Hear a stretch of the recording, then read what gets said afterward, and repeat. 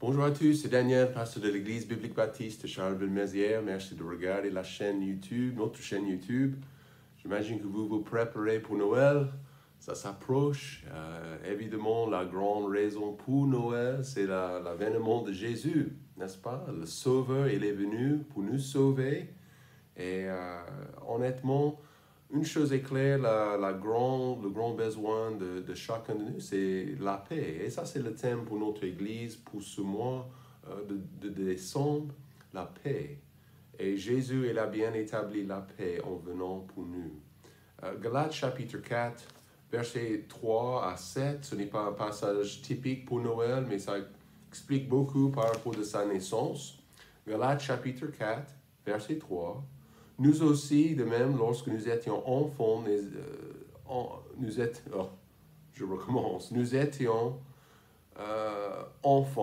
étions sous l'esclavage des rudiments du monde, mais lorsque les temps ont été accomplis, Dieu a envoyé son Fils, né d'une femme, né sous la loi, afin qu'il rachetât ceux qui étaient sous la loi, afin que nous reçuions l'adoption. Et parce que vous êtes fils, Dieu a envoyé dans vos cœurs l'esprit de son Fils, lequel crie « Abba au Père ». C'est pourquoi tu n'es plus esclave, mais fils. Et si tu es fils, tu es aussi héritier de Dieu par Christ. Prions. Cher Père Céleste, merci pour ce passage. Merci pour la naissance, l'avènement de ton Fils unique. Merci pour le fait qu'il est venu pour nous sauver, pour nous chercher, pour nous sauver. Et c'est important, Père, d'être reconnaissant pour la signification de Noël. Ce n'est pas Papa Noël, ce n'est pas forcément des cadeaux, c'est le plus grand cadeau qui est Jésus. Merci pour ce passage. Guide nos pensées, Père. Au nom de Jésus, nous prions. Amen. Le titre du message, c'est « La paix avec Dieu ». Pendant la semaine dernière, la semaine avant même, ici en France, on se prépare pour les élections présidentielles. Et en fait, c'est important, quelque chose que j'ai vu, comme les forces de la Russie qui amassent, les forces militaires qui amassent à la frontière d'Ukraine. Et en fait, j'ai vu le président américain, il a contacté le président russe, et voilà, je ne sais pas du tout ce qu'ils ont dit, mais voilà, c'est un peu gênant. Hein? Vous savez comme moi, juste pendant le XXe siècle, comment il y avait des centaines de guerres, et beaucoup, pas uniquement la guerre mondiale, la Grande Guerre, la Deuxième Guerre mondiale, beaucoup, pendant 100 ans, des centaines de guerres. Des conflits entre des tribus, des conflits contre les rebelles et les forces des gouvernements en Afrique, en Asie, partout dans le monde. Il y a toujours un grand manque de paix dans ce monde. La guerre existe toujours quelque part. Quelque part. Mais ce manque de paix n'est pas uniquement dans le domaine politique. C'est dans le cœur humain aussi. Et l'homme, la Bible explique qu'il est en guerre avec Dieu. Le péché et l'amour du péché, c'est un blocage vaste, énorme. Et la cause de ce conflit entre l'homme et Dieu. Dieu, la Bible dit aussi que Dieu, il est amour. Il nous aime. Mais l'homme, il se rebelle contre Dieu. Il se rebelle contre la sainteté de Dieu, la volonté de Dieu, le Fils de Dieu. Et l'homme, à la fin de la journée, il est content de souffrir la condamnation éternelle au lieu de baisser le genou devant Dieu. Jean chapitre 3, verset 19, la cause de cette condamnation, c'est que la lumière est venue dans le monde. Qui est cette lumière? Christ. Et que les hommes ont mieux aimé les ténèbres que la lumière, parce que leurs œuvres étaient mauvaises. Jacques chapitre 4 aussi. Jacques a dit, hommes et femmes adultères, ne savez-vous pas que l'amour du monde est une inimité contre Dieu? Qui voudra donc être ami du monde se rendra ennemi de Dieu. Donc, ce n'est pas une bonne position d'être ennemi de Dieu. Dieu, évidemment, est tout-puissant. Il est fort. Il est le créateur et nous sommes la création. Mais Dieu, il veut la paix. Et nous voyons ça, je crois que nous pouvons voir ça partout dans la Bible. La patience, la miséricorde de Dieu envers les pécheurs. Et nous voyons ça dans la totalité de la Bible. Même si au moment quand Dieu a jugé le mal, il était patient. Il était miséricordieux. Dieu veut, en fait, il veut arrêter les hostilités. Et voilà la raison pour la fête de Noël. Voilà pourquoi Jésus est venu dans ce monde et le bébé est dans la crèche. Ce bébé, ce Jésus, était l'ambassadeur divin. Il est venu comme le représentant des intérêts divins. Le Sauveur venu, il est venu pour établir la paix pour chaque pécheur entre nous et Dieu. Luc chapitre 1, verset 79, il est venu pour éclairer ceux qui sont assis dans les ténèbres et dans l'ombre de la mort, et pour conduire nos pas dans le chemin de la paix. Donc ça me dit, en lisant ce passage, que mes pas n'étaient pas avant Christ, mes pas n'étaient pas dans le chemin de la paix. Mais voilà ce que Christ a fait. Donc je vous demande aujourd'hui, avez-vous la paix avec Dieu? Êtes-vous à l'aise dans votre esprit, sachant que vos péchés sont pardonnés? Donc Dieu vous accueillera à la porte du ciel au moment de la mort. Est-ce que ça va arriver pour vous? Si oui, remerciez-le. Amen. Si oui, il faut penser à la grosse victoire que Jésus a établie pour vous. Sinon, il faut venir vers lui. Dans l'humilité, dans la repentance, dans la foi. Avec son avènement et avec sa crucifixion, Jésus-Christ, il a établi la paix avec Dieu. Ceux qui passent par lui, ceux qui passent par la croix de Christ sont sauvés. Gloire à Dieu. Donc, aujourd'hui, chaque personne, il nous faut avoir la paix avec Dieu. Voyez avec moi dans le passage en Galates. La paix est établie pour nous libérer. Verset 3.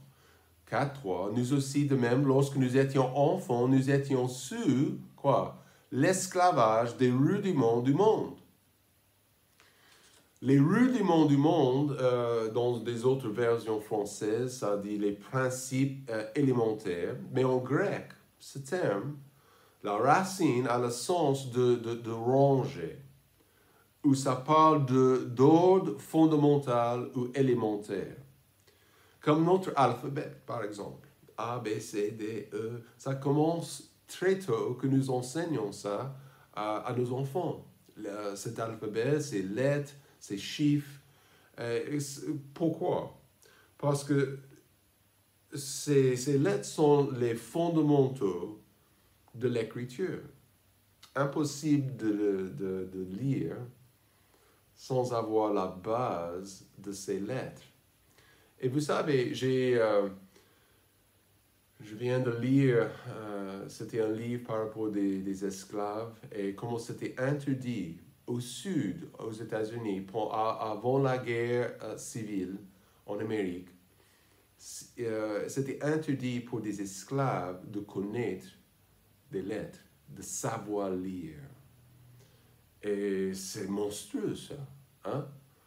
Mais en Colossiens chapitre 2, verset 8, Paul a parlé de la même chose, la base. En parlant des traditions trompeuses et de la philosophie humaine, un système dans la religion. La religion, la tradition nous enchaîne. Il dit, nous aussi de même, lorsque nous étions enfants. Pourquoi il dit enfants? Nous étions sous l'esclavage des rudiments du monde. Il est en train de parler de notre ancienne vie, sur une religion, sur des traditions, et c'était particulièrement pour les Juifs. Les Juifs, leur système religieux à l'époque. J'ai parlé à un monsieur la semaine dernière, il était gêné parce qu'on a discuté, on a parlé de la Bible, on a parlé du salut, il est en train de suivre une religion qui lui dit il est obligé de faire un effort, de faire des traditions, de faire des gestes religieux pour gagner la faveur de Dieu. Et il est, en fait, je lui ai demandé, est-ce que vous êtes en vie dans votre esprit ou est-ce que vous êtes mort? Il était comme ça. Et en fait, j'ai quitté, je suis revenu, je l'ai vu plus tard, quelques jours plus tard, et il m'a dit que pendant quelques jours, il était gêné par cette pensée, qu'il est mort. En fait, il est en train de suivre des rudiments du monde, des traditions, des gestes, des œuvres religieuses qui ne sauvent jamais. Et il est gêné parce qu'il est à l'intérieur, il est sans paix. Combien de personnes aujourd'hui, ils sont exactement dans la même situation. Ils sont actuellement sans paix dans leur cœur. Ils pratiquent une religion. Ils sont en train en général, ils sont gentils. Ils sont honnêtes peut-être des fois. Mais à Noël, on se rappelle que le bébé est venu pour être notre libérateur. Et Luc chapitre 4, verset 18, 4, 18, je vais arriver. La Bible dit ici, verset 18, « L'Esprit du Seigneur est sur moi. » C'est Jésus qui annonce tout ça devant les pharisiens. C'est pourquoi il m'a joint pour annoncer l'évangile aux pauvres. Il m'a envoyé pour guérir ceux qui ont le cœur brisé, pour publier la liberté aux captifs. Un grand rôle, une grande responsabilité de Jésus-Christ, c'est bien ça. De libérer, de prêcher la liberté aux captifs. Qui sont les captifs? Chaque pécheur. Chaque personne, même ceux qui sont en train de pratiquer les rudiments du monde, en train de pratiquer les principes élémentaires, cet ordre, pied rangé, soit athée, soit pratiquant, les choses, ça n'établit pas la paix. La paix est établie pour nous libérer, pour nous libérer comme des captifs. Et la deuxième chose, on peut avoir la paix avec Dieu parce que la paix est établie au juste moment. En verset 4, Paul a noté, « Mais lorsque les temps ont été accomplis, » mais quel temps? Dieu a envoyé son Fils, né d'une femme, né sous la loi. Intéressant ces phrases. Cette phrase fait allusion, la phrase « lorsque les temps ont été accomplis », ça fait allusion au moment où s'est terminée la période de préparation voulue souverainement par Dieu pour la rédemption. Donc Dieu, pendant des siècles, n'est-ce pas, il a préparé,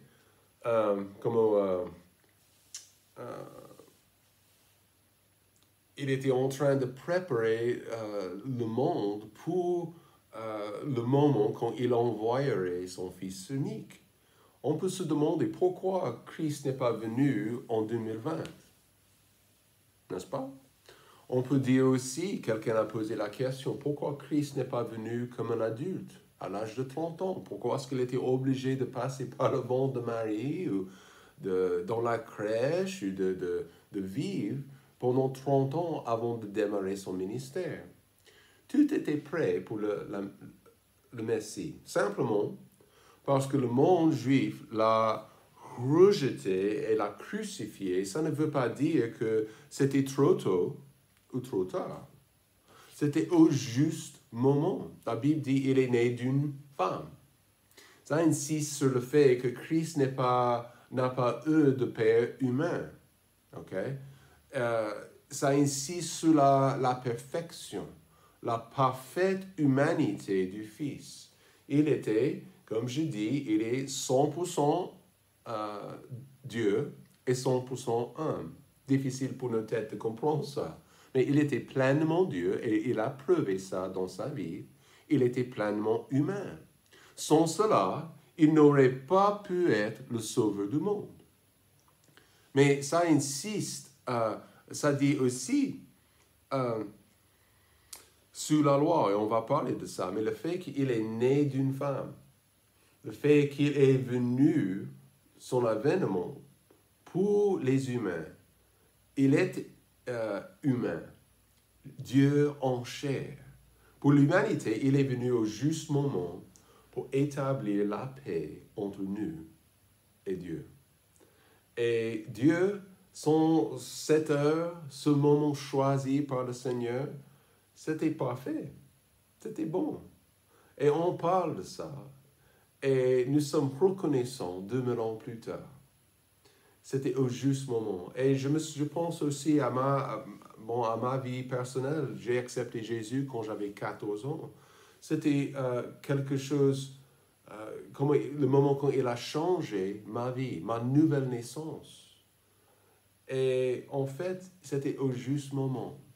Dieu n'est jamais trop tôt ou trop tard. Il arrive et son plan et sa volonté, c'est au juste moment. Et je dis gloire à Dieu. Troisièmement, on peut avoir la paix avec Dieu parce que la paix est établie pour supprimer la culpabilité. Au verset 5, nous voyons aussi, afin qu'il racheta ceux qui étaient sous la loi. Encore, verset 4 dit, il est né sous la loi. Maintenant, on était sous la loi afin que nous reçuions l'adoption. Trop de gens ne comprennent pas la gravité de leur culpabilité. Les pécheurs, ils ont des sentiments au cœur, ils ne se sentent pas à l'aise à la pensée de la mort, par exemple. Voilà pourquoi. C'est parce qu'ils savent qu'il y a quelque chose entre nous et quelqu'un à l'autre côté. Dieu même, un juge. On se sent coupable pour nos actes, les bêtises que nous avons faites dans notre vie, les bêtises qu'on a fait dans notre vie. Et c'est gênant, n'est-ce pas? C'est gênant. Romains chapitre 3, verset 19. « Oh, nous savons que tout ce que la loi dit, elle le dit à ceux qui sont sous la loi. » Ça, c'est vous et moi. « Afin que toute bouche soit fermée. Et que tout le monde soit reconnu coupable devant Dieu. » Impossible pour moi de recevoir le pardon si je ne suis pas coupable. La loi établie dans l'Ancien Testament à l'époque par Dieu, en fait, qu'est-ce que ça fait? Ça établit, la loi établit ce que Dieu exige, ce qu'il exige pour aller au ciel, ce qu'il exige pour... il exige quoi? La sainteté, la perfection. Nous sommes tous sous la loi. Ça veut dire que nous avons une responsabilité de satisfaire les exigences de la loi pour être en paix avec Dieu. Le problème, aucune possibilité de le faire. Pourquoi? Parce que nous avons déjà transgressé sa loi. Nous ne sommes pas parfaits, nous sommes déjà imparfaits. Donc c'est grave, ok? On ne peut pas nous-mêmes avoir la paix avec Dieu. Le miracle de Noël, le miracle de l'avènement de Christ, il est venu pour satisfaire la totalité de ses exigences divines. Pourquoi il est né? Pourquoi pas venir à l'âge de 30 ans? Voilà pourquoi. Parce que à cause des exigences de la loi. Comment il a fait? Il a vécu une vie parfaite, dans l'obéissance parfaite à la loi de Dieu. Donc ça veut dire, dans sa vie, il était parfait. Il était saint. Il a satisfait toutes les exigences de la loi. Et ensuite, il s'est sacrifié comme un sacrifice parfait pour tout le monde, pour chaque pécheur. Et voilà pourquoi Noël est cher et précieux pour nous sous la loi, qui sommes sous la loi. Sa sainteté, son obéissance supprime ma culpabilité comme un pauvre pécheur. Dieu, il a exigé un sacrifice pur. Jésus était pur. Il a satisfait toutes les exigences de la loi, un homme saint et parfait, le long de sa vie. Et voilà, il est arrivé à la croix pour supprimer notre culpabilité devant Dieu. Qu'est-ce qu'il fait? Il établit la paix. Amen? Il établit cette paix. Donc, je dis encore gloire à Dieu pour ce don suprême. La paix est établie pour supprimer la culpabilité. Et la dernière chose, la paix est établie par l'acceptation. Comment la voir dans ma vie personnelle? Comment la voir dans mon cœur? Il dit en verset 6, je suis en Galates 4, verset 6, afin que nous reçuions, verset 5, l'adoption. Quelle adoption? Parce que vous êtes fils, Dieu veut nous adopter. Il veut nous sauver. Il veut que nous, dans un sens, il nous adopte. Mais dans l'autre sens, nous sommes nés dans la famille de Dieu, selon Jean 3. Et parce que vous êtes fils, Dieu a envoyé dans vos cœurs l'esprit de son Fils, lequel crie « Abba, ô Père ». Donc ça, c'est quoi? C'est l'appel d'un enfant à son papa. C'est pourquoi tu n'es plus esclave, mais fils. Si tu es fils, tu es aussi héritier de Dieu par Jésus, par Christ. La paix est établie au moment quand je l'accepte.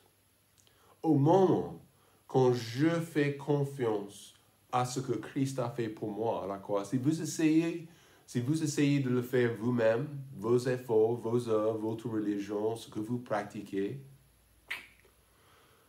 c'est nul ça. Dieu ne veut pas ce que vous essayez de le faire. Parce qu'il a envoyé son Fils, qu'il a déjà satisfait toutes les exigences de la loi. Qu'est-ce qu'il veut? Pour être son Fils, pour être membre de sa famille, il faut accepter par la foi ce qu'il a fait pour vous. Ce qu'il a déjà établi pour vous-même. Avez-vous l'accepté? Est-ce que vous êtes certain et sûr que vous irez au ciel 2 secondes après votre mort? Dans un sens, certainement. Jésus a dit, la nouvelle naissance, sans la nouvelle naissance, on ne peut pas voir le royaume de Dieu. Mais dans un autre sens, je suis adopté par Dieu grâce à Jésus. Et maintenant, j'ai la paix au cœur. J'ai la paix avec Dieu. Et c'est pas grâce à moi, c'est entièrement grâce à Jésus-Christ et la crèche et la croix. Et maintenant, je peux appeler mon Père, je peux appeler Dieu mon Père, mon Papa. Et ça, c'est précieux. Je peux me coucher dans la paix parfaite, sachant que mes péchés sont pardonnés et j'ai une place là-haut. Gloire à Dieu. Et à Noël, nous fêtons la naissance de Christ, né d'une femme, né sous la loi. Quel sauveur. Passez un très très bon dimanche et à la prochaine. Que Dieu vous bénisse.